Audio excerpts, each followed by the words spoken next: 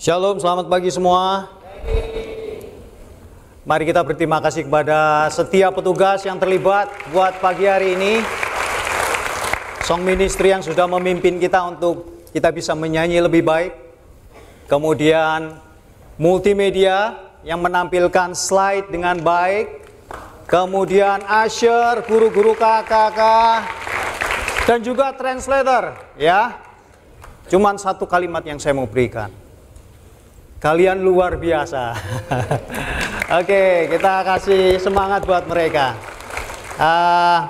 Sangat bersyukur kalau pagi hari ini kembali kita bisa bersama-sama datang memuji dan memuliakan nama Tuhan. Ya, sangat bersyukur ya. Saya lihat bagaimana generasi muda kita bangkit ya. Anak-anak kampus kemarin mereka bikin retret.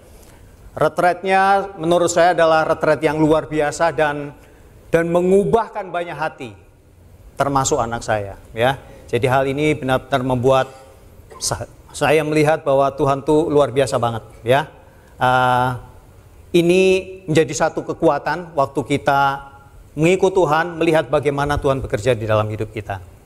Hari ini kembali kita akan belajar bagaimana menyembah Tuhan sebagai satu-satunya Tuhan di dalam kehidupan kita. Tapi sebelum itu saya mau ajak kita semua untuk satukan hati, kita berdoa. Bapa dalam surga, terima kasih untuk pagi yang luar biasa ini Tuhan. Pagi di mana Kau berikan kami kesempatan untuk tidak hanya berkumpul Tuhan. Tidak hanya memuji dan memuliakan Engkau, tapi juga mendengar sebagian daripada firman-Mu ya Tuhan.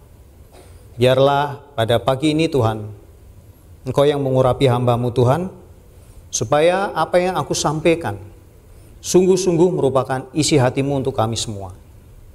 Berdoa untuk setiap jemaat ya Tuhan, supaya hati mereka pun ya Tuhan terbuka untuk kebenaran firman-Mu dan membuat kami semakin mengasihi Engkau dari hari ke hari.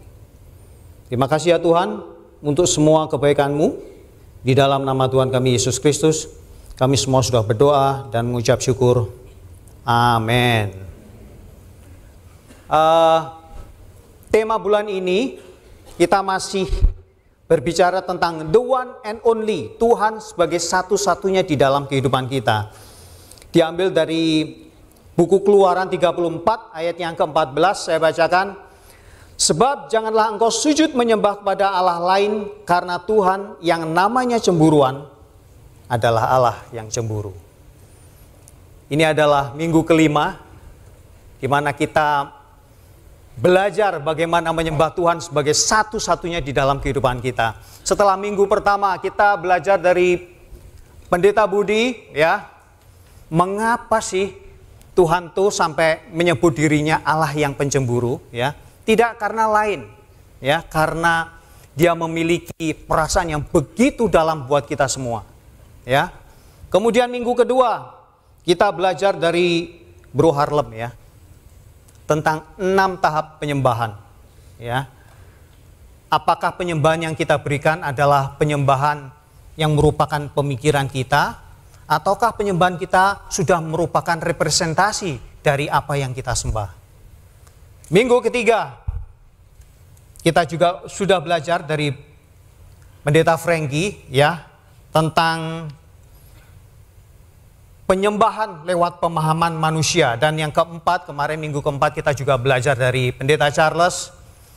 Kita diingatkan bahwa kita memiliki tanggung jawab untuk meneruskan ya tongkat estafet supaya anak-anak kita menjadi generasi yang cinta Tuhan. Hari ini minggu kelima kita akan kembali belajar ya dari seseorang ya. Seseorang yang sepanjang hidupnya dari muda sampai dia mati dia setia ikut Tuhan. Padahal kalau kita lihat hidupnya bukan kehidupan yang mudah ya. Siapa dia? Namanya Joshua ya. Wah, saya udah sering dengar tentang Joshua. Dia adalah salah satu dari 12 pengintai yang dikirim Musa untuk melihat tanah Kanaan ya. Sebagian juga kalau mendengar kata Joshua, ini adalah prajurit tempur ya yang luar biasa. Tapi hari ini saya mau ajak kita untuk melihat lebih jauh ke dalam kehidupan Joshua itu sendiri. Siapa sih Joshua? Joshua ini adalah seorang Ibrani ya, lahir di Gosen, Mesir. Dia berasal dari suku Efraim. Ayahnya bernama Nun, ya, nggak tahu siapa nama lengkapnya, entah Nunung, entah Cak Nun, saya nggak tahu ya. Tapi yang saya baca adalah bapaknya bernama Nun, ya. Dan namanya bukan langsung Joshua sebetulnya, nama aslinya, nama lahir, nama di akte kelahirannya adalah Hosea, ya, Hosea bin Nun. Tetapi waktu dia ikut Musa, namanya dirubah, ya, namanya jadi Yehoshua, ya. Ini saya percaya Musa nggak sembarangan kasih dia nama, karena nama ini adalah akar kata yang sama yang dipakai oleh Yesus, ya. Jadi Yesus sama Yosua itu akar katanya sama. Yosua memimpin bangsa Israel sampai tanah perjanjian, tapi Yesus memimpin kita semua untuk masuk di dalam kekekalan, ya. Khotbah saya hari ini saya beri judul The True Worshipper, ya. Penyembah yang benar, ya. Kenapa saya sebut dia seorang penyembah yang benar? Karena sepanjang hidupnya dia tidak menyimpang ke kanan maupun ke kiri. Dia fokus penyembah Tuhan, ya, luar biasa banget.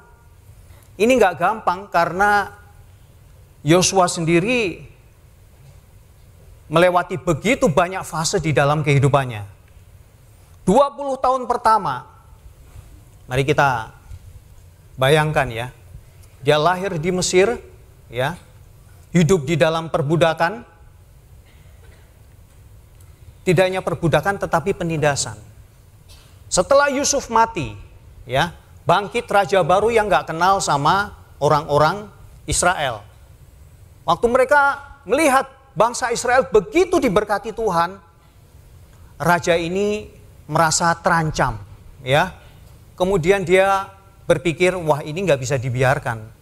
Tetapi saya juga nggak mau membiarkan mereka ada di sini dengan percuma. Jadi mereka ditindas luar biasa, mereka jadi budak, ya.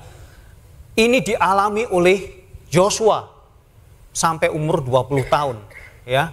Kalau saya bayangkan ini adalah usia, kalau zaman itu ini adalah usia kerja. Jadi saya yakin dia adalah orang yang mendapatkan tugas untuk kerja paksa, ya. Tapi yang saya lihat selama di Mesir, setelah Tuhan memanggil Musa, Yosua melihat 10 tulah menghajar Mesir, ya. Dari tulah pertama sampai tulah terakhir, ya, kematian anak sulung. Dia melihat pelajaran apa yang kita bisa ambil, ya. Saya percaya Yosua melihat bahwa Tuhan adalah pembebas bangsa Israel. Tanpa Tuhan, Israel nggak mungkin dibebaskan. Karena raja baru ini adalah raja yang sangat-sangat bengis. Lompat lagi, kita lihat kehidupan berikutnya. Antara 20 sampai 60 tahun, Yosua ikut bangsa Israel, rombongan bangsa Israel, ya. Dia melihat tiang awan, dia melihat tiang api pada waktu malam. Ini adalah peristiwa adikodrati yang luar biasa banget, ya. Laut Teberau terbelah, ya. Mungkin sebagian dari kita berpikir, seberapa hebat sih Laut Teberau terbelah, ya. Mungkin kalian bisa baca, ya, di banyak tulisan, ya. Oh, cuman angin meniup sehingga Laut Teberau terbelah. Ini cuman satu. Allah luar biasa. Tuhan yang disembah oleh Israel, Allah yang kita juga sembah, itu Allah yang dahsyat banget. Jadi dia perform mujizat nggak kaleng-kaleng. Bukan mujizat yang ecek-ecek, tapi mujizat yang luar biasa banget. Ya. Apa yang dialami lagi? Israel makan mana? 40 tahun di padang pasir. 3 juta orang di padang gurun 40 tahun.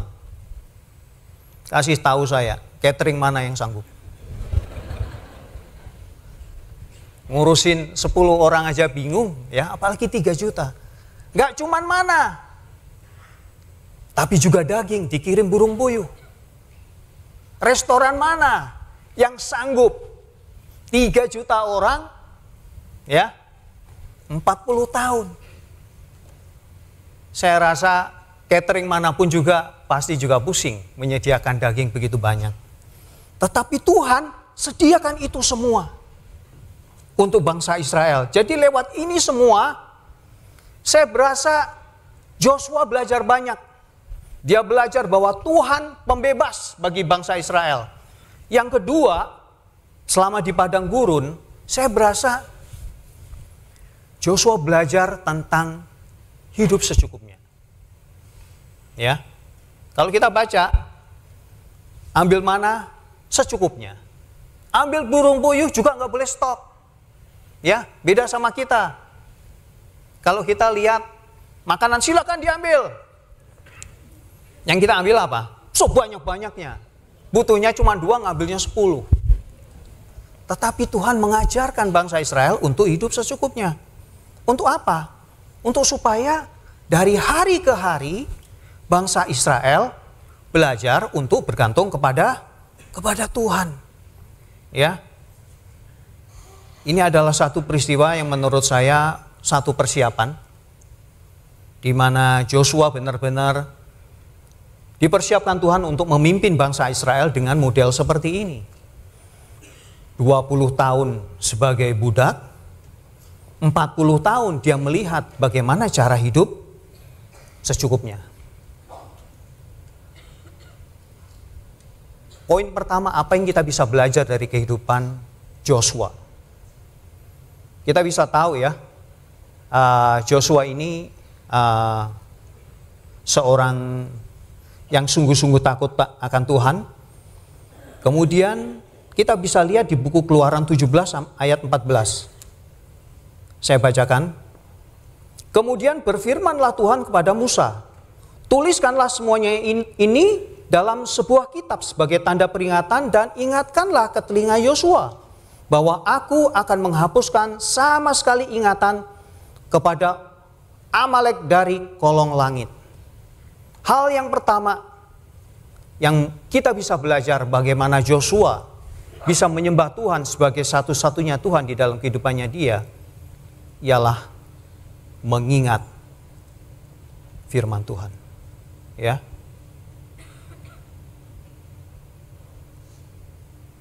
Pertanyaannya ialah, kenapa Tuhan mau Yosua mengingat? Kalau saya pahami hari-hari ini, yang namanya manusia itu mudah lupa. Betul? Baru dibilangin sebentar, sudah lupa. Baru diingatkan, kemarin, sekarang melakukan kesalahan yang sama. Saya mencoba untuk memahami bagaimana cara orang mengingat. Ya, kenapa Tuhan sampai mau Joshua mengingat peristiwa di mana Amalek dikalahkan. Ya, ini saya ambil dari salah satu studi dari John Hopkins, ya. Bagaimana cara seseorang mememori sesuatu, ya. Waktu kita menerima satu informasi, entah kita baca, entah kita melihat satu peristiwa, itu akan masuk di dalam yang namanya sensory memory, ya, ada sensornya. Waktu masuk ke dalam sensor, kemudian dia dianalisa, masuklah dia ke dalam yang namanya short memory. ya, ingatan jangka pendek. Kalau misalnya peristiwa ini terulang lagi, barulah dia masuk di dalam yang namanya hippocampus. Ya, hippocampus ini adalah satu tempat, satu bagian daripada otak yang akan memutuskan kira-kira layak nggak ingatan ini masuk ke long term, ya, ke ingatan jangka panjang. Kalau misalnya berlanjut, maka dia akan masuk ke long term memory. Jadi akhirnya saya bisa memahami kenapa Tuhan pengen Yosua terus mengingat firman-Nya. Kalau kita cuma baca firman cuma sekali, kemudian ditanya, kamu sudah baca firman-Nya? Wah, udah hafal, gue udah pernah dengar tentang Joshua, gue udah hafal, gue udah khatam. Jadi nggak usah ngomong itu lagi. Ya udah, baru sampai di sensor memori udah keluar. Belum sampai di short term udah keluar. Tetapi kalau itu diingatkan lagi, dia akan maju terus. Dari cuman disensor kemudian masuk ke short term. Dari short term masuk ke hippocampus. Di hippocampus terus kita baca, masuklah ke long term memory, ya. Jadi bagi kita, ya, yang gak suka baca firman Tuhan, mari kita rubah. Kalau kita mau setia sampai akhir seperti Joshua, remember the word of God. Ingat firman Tuhan, karena hal itu akan membantu kita. Kita akan menjadi apa yang kita ingat, ya, apa yang selalu ada di dalam pikiran kita. Saat ini apa yang kita ingat? Pengetahuan-pengetahuan akan dunia atau firman Tuhan? Pengetahuan dunia cuman akan bertahan 70 sampai 80 tahun. Kemudian rata-rata, maaf kata, kita check out. Check out dari dunia ini, that's it, hilang. Tetapi kalau firman Tuhan itu berlaku sampai kekekalan, ya. Joshua memilih untuk dia fokus kepada firman Tuhan. Bahkan dia bilang begini di Joshua 1 ayat 8, ya, dikatakan, janganlah engkau lupa memperkatakan kitab Taurat ini, tetapi renungkanlah itu siang dan malam, supaya engkau bertindak hati-hati sesuai dengan segala yang tertulis di dalamnya. Sebab dengan demikian perjalananmu akan berhasil dan engkau akan beruntung. Ya, remembering God's words revive our soul. Ya, ingat firman Tuhan. Ya, itu akan menyegarkan jiwa kita. Ya, waktu kita ingat Tuhan, ingat firman-Nya, semua tindakan kita akan didrive sama apa yang akan kita ingat. Contoh, biasa nih bapak-bapak, ya, kalau naik mobil, kemudian kalian dipotong bagaimana? Wah, dipotong nih, wah nggak demen nih. Tapi kalau kalian punya long term memory, sabar, kasih itu sabar, wah sabar, nggak apa-apa akhirnya, kasih. Tapi kalau enggak, begitu dipotong, apa yang kalian lakukan? Wah udah, uber-uberan. Sampai akhirnya berhenti sama-sama, ya. Keluar dari mobil, bersiap. Siap tempur. Saya kayak Joshua. Apakah ini yang akan kita lakukan? Ingat firman Tuhan akan membantu kita. Waktu kita menghadapi satu situasi yang sudden, yang tiba-tiba. Ingatan inilah yang akan menjadi siapa kita. Memberikan identitas siapa kita. Waktu kita berhadapan, para suami ketemu sama istri. Ya, istri kan sukanya kan cerita kan Indonesia Raya. Ya, cerita panjang lebar. Ya, kadang-kadang suami itu, waduh, gak sabar. Dari milih makanan, ya, sampai segala macam, Sulit, ya. Sulit buat suami untuk sabar. Mau pilih makanan di restoran, yang silakan pilih. Oke, nasi goreng deh. Oh, jangan, terlalu banyak minyak. Oke, pilih yang lain. Capcay. Oke, capcay. Oke, kan tadi pagi udah makan capcay, yang lain. Oke, ketio. Wah, kamu masih ingat, kamu trigliserid tinggi. Jangan. Waduh, terus apa nih? Bakso. Ah, bosen. Nah, terus apa? Ini aku pilihin ya. Dari tadi kayak ngomong ya. Ya udah. Oke? Tapi itu semua perlu kita lewati ya. Kalau firman Tuhan selalu ada dalam pikiran kita, outputnya akan benar. Mengingat firman Tuhan akan membuat kita melakukan hal yang benar. Tetapi kalau kita tidak ingat firman Tuhan, ini yang bahaya. Yang paling sulit ialah, kalau saya ngomong ya, gimana sih untuk seseorang dia bisa mengingat firman Tuhan ya. Saya kan ada di ministry single ya. Ministry di single kita perlu banyak contoh ya. Kalau gimana sih caranya supaya kita ingat sama Tuhan? Ya ingatlah akan Tuhan. Ya gimana bro, susah banget bro. Baru baca sebentar saya sudah lupa. Wah, kalau kamu ingat sama sister bagaimana? Apakah kamu gampang melupakan? Oh enggak bro, enggak gampang lupa. Saya akan selalu ingat. Saya bilang, saya jadi ingat waktu saya muda ya. Saya muda, saya ketemu istri saya. Ingat dia langsung ya. Ada bayanganmu di mataku. Yang ketawa pasti tahu lagunya.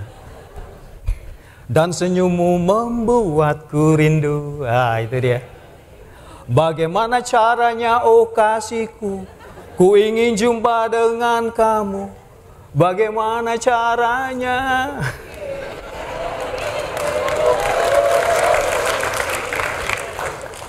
Ingat terus ya, seperti kita pengen ketemu, itulah cara kita pengen mengingat Tuhan selalu. Karena kita kepengen Tuhan itu melekat di dalam hidup kita.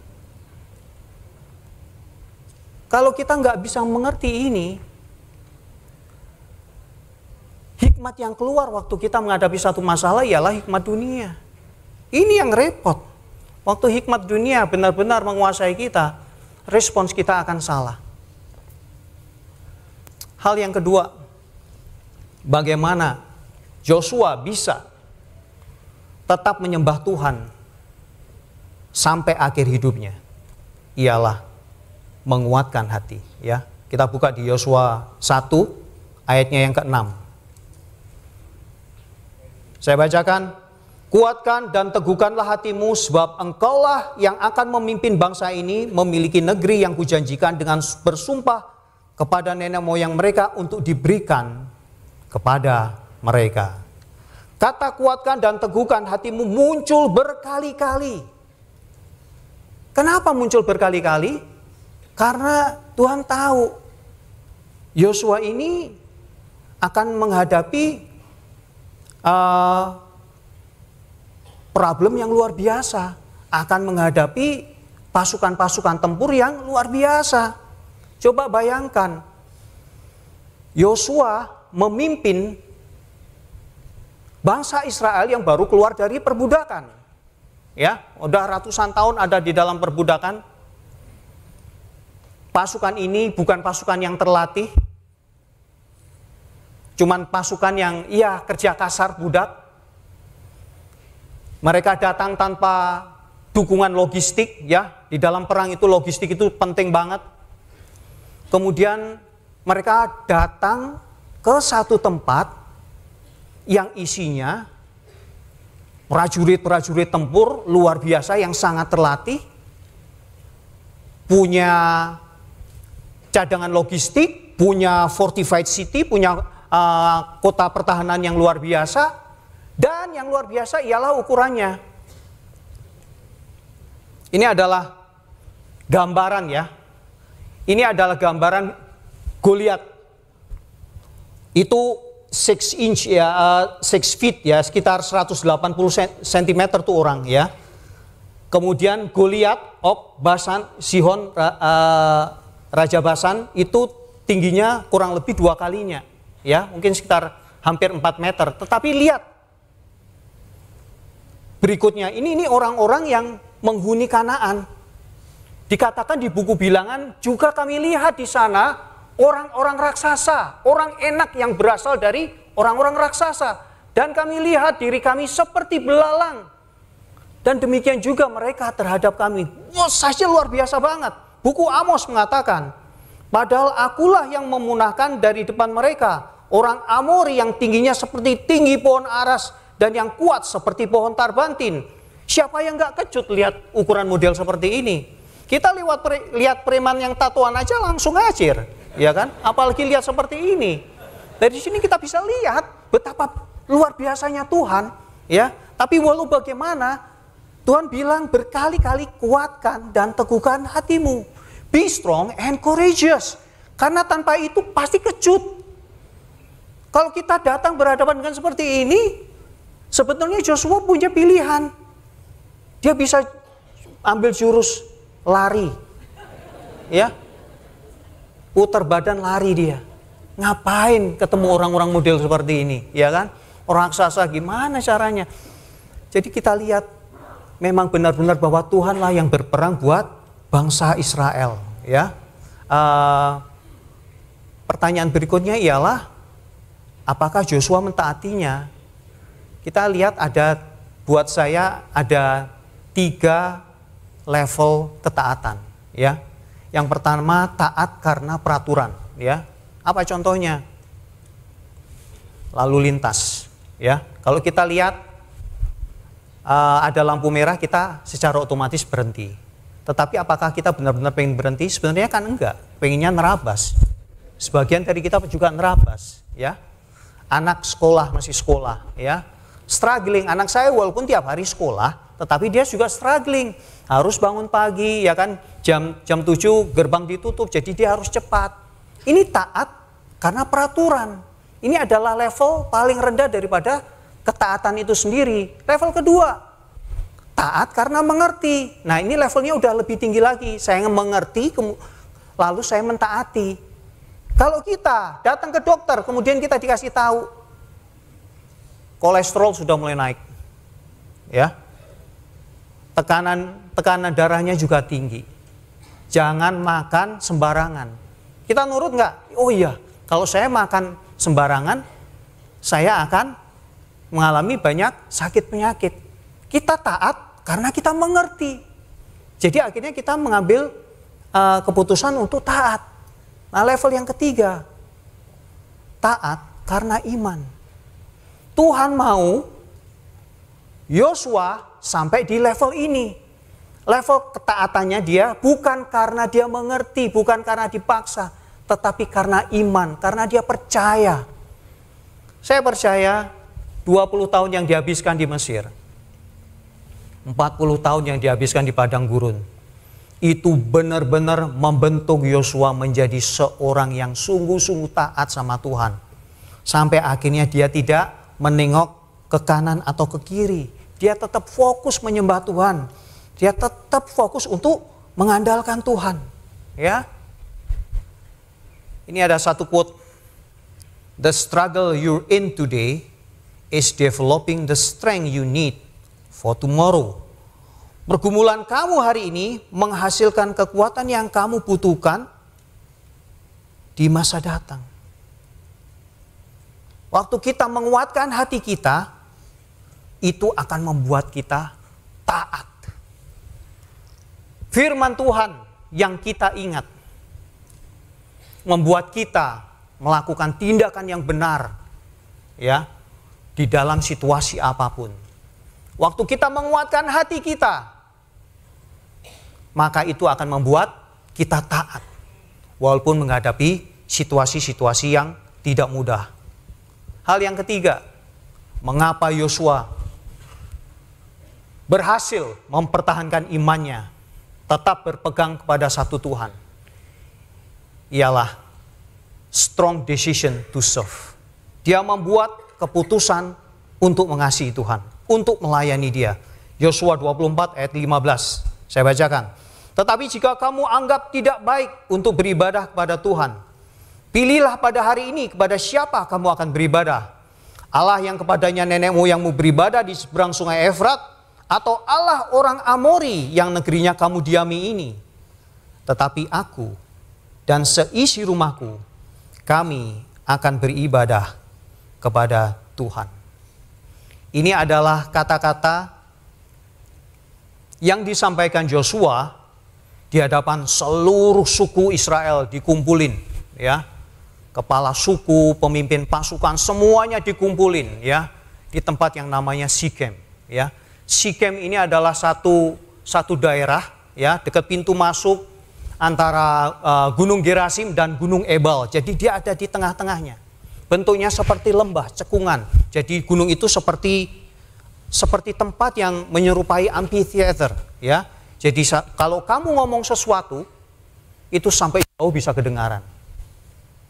Sikem adalah satu tempat di mana kita memperbaharui komitmen kita kepada Tuhan.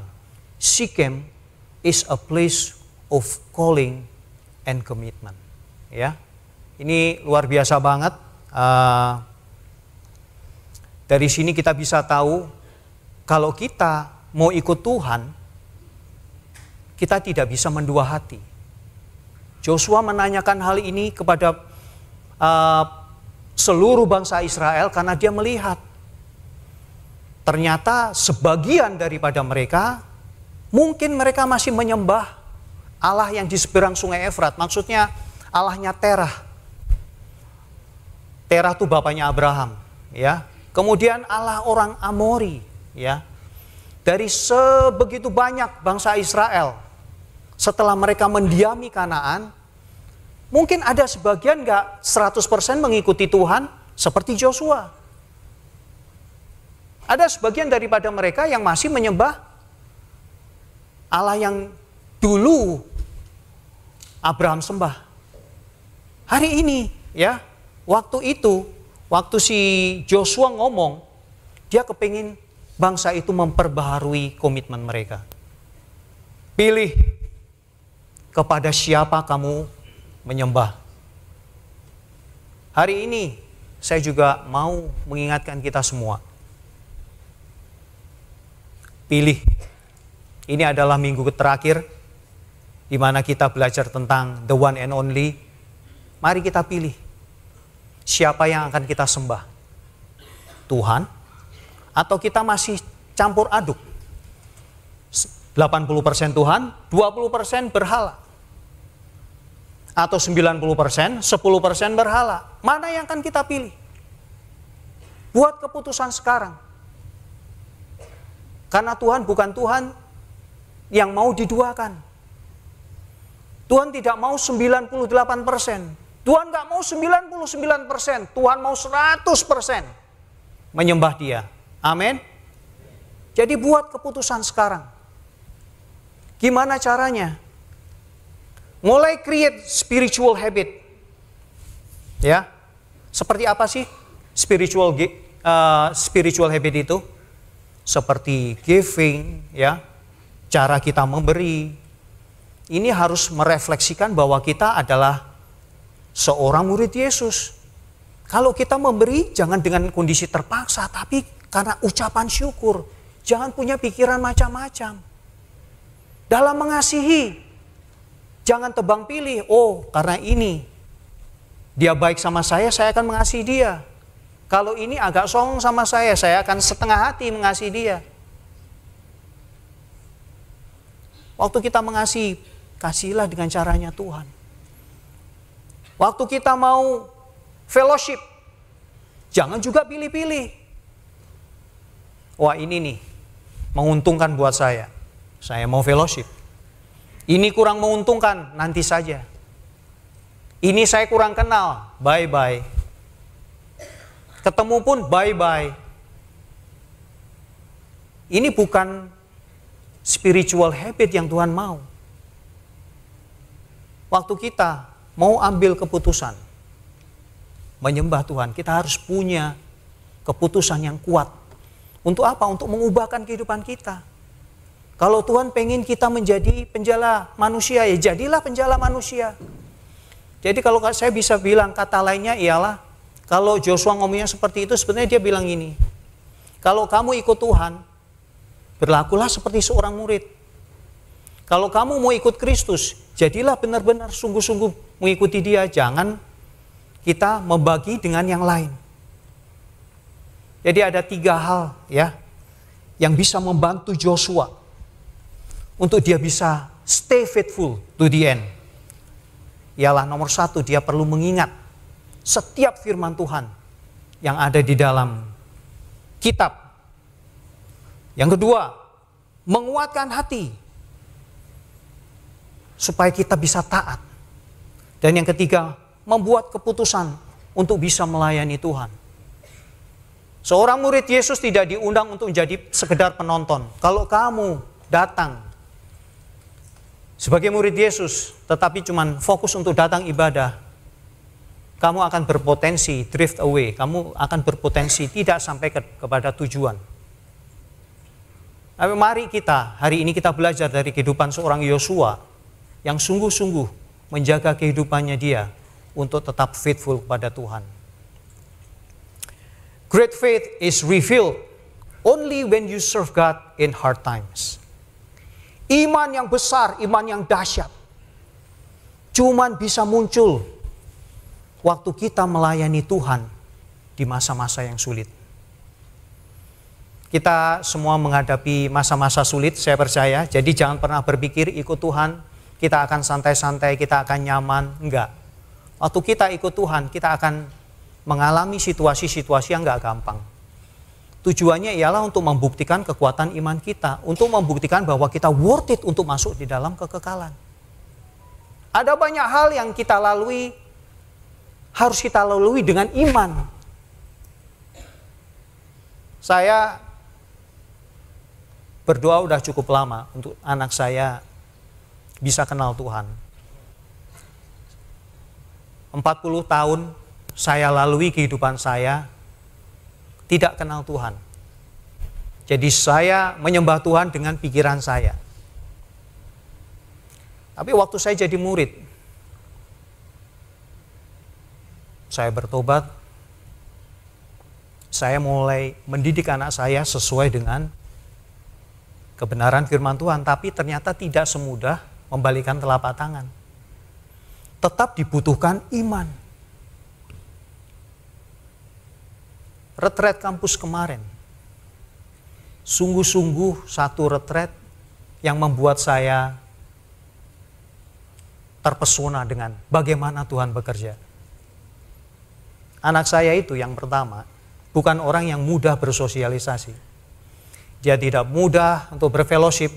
Karena apa? Karena dia udah ngelihat saya. Saya bukan orang yang suka fellowship. Setiap fellowship saya cuma menghitung ya. Waktu belum jadi murid, saya akan lihat, saya kira-kira cuan nggak? Saya kira-kira dapat untung nggak? Kalau saya nggak dapat untung, saya nggak akan mau buang-buang waktu saya.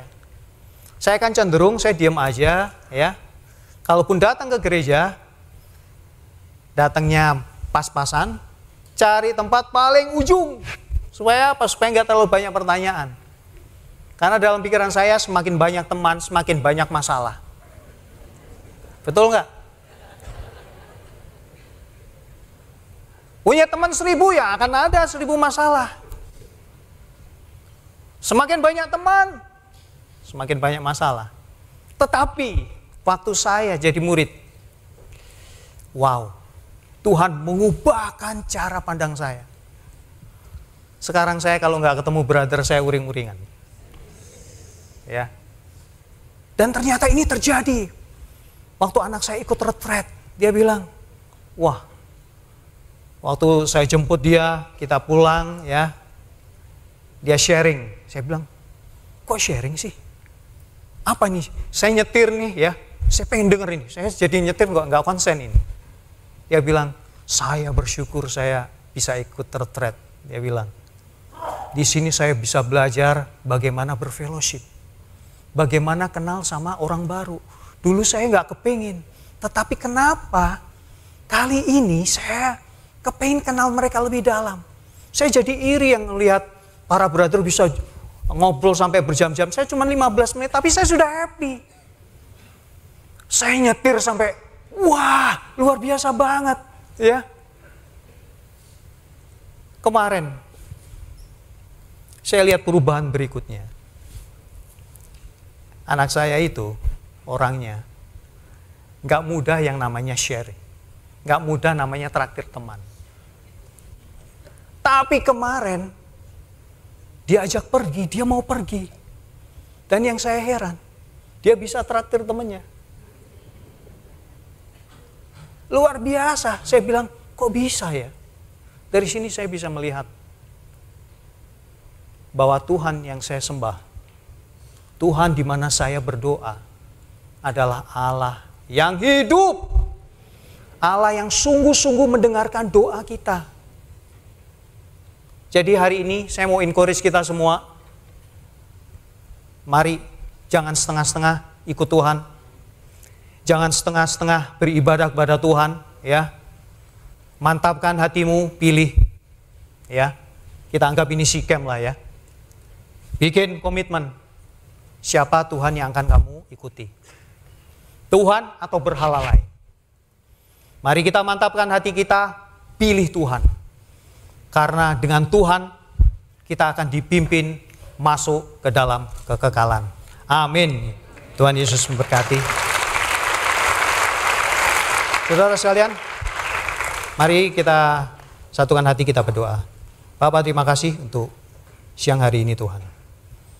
Sungguh firman-Mu adalah firman yang sangat kuat dan menyegarkan jiwa kami. Kalau hari ini kami mendengar firman-Mu Tuhan, bahwa Engkau adalah Tuhan yang luar biasa, bahwa Engkau adalah Tuhan yang sangat peduli di dalam kehidupan kami. Kami mau ambil keputusan untuk kami sungguh-sungguh ikut Engkau ya Tuhan. Biarlah hari ini Tuhan, Engkau bantu kami semua ya Tuhan, untuk kami bisa membuat satu keputusan yang absolut, satu keputusan yang kuat, untuk kami sungguh-sungguh mengikuti Engkau ya Tuhan. Kami tahu di depan kami akan ada banyak raksasa, akan dibutuhkan banyak iman ya Tuhan, untuk kami bisa melewatinya. Tapi kami percaya ya Tuhan, waktu Engkau menyertai kami Tuhan, kami percaya Engkau akan memampukan kami untuk melewati segala rintangan yang ada di depan kami. Terima kasih ya Tuhan untuk semua kebaikan-Mu. Di dalam nama Tuhan kami Yesus Kristus, kami semua sudah berdoa dan mengucap syukur. Amin.